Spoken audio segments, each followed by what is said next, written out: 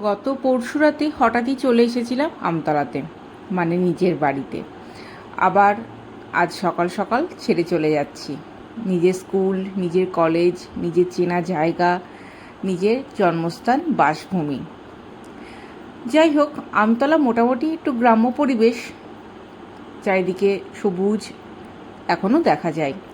এরকম পাটের ক্ষেত, ধানের ক্ষেত, গমের ক্ষেত এখনও চোখে পড়ে। সব ছেড়ে অবশেষে কংক্রিটের জঙ্গলে পৌঁছে গেলাম, আমার এখনকার বাসভূমি যেখানে। যাই হোক, বাড়ি তো ফিরে এসে মাথায় হাত, ঘর দূরের কী অবস্থা। কয়েক ঘন্টাই মাত্র ছিলাম না, তাতে এই অবস্থা। এবার কোমর বেঁধে লেগে পড়লাম কাজে। ঘরটাকে একটু মানুষের ঘর বানাতে হবে তো। কি দেখো তো মানুষের ঘর হলো কি না। যাই হোক, সমস্ত কাজকর্ম সারা, রান্নাবান্নাও সারা। এইবার নিজেও একটু নিট অ্যান্ড ক্লিন হয়ে নেব। আর তর সইছে না, প্রচণ্ড ক্লান্তি। স্নান সেরেই বসে পড়েছিলাম খাওয়া দাওয়া করতে। ছিল ডাল, আলু পটলের তরকারি আর আলু ভাজা। এই দিয়ে দুপুর লাঞ্চটা সেরে একটু পেয়ারা মাখা নিয়ে এবার ল্যাদ খাওয়ার পালা। আজ আসি।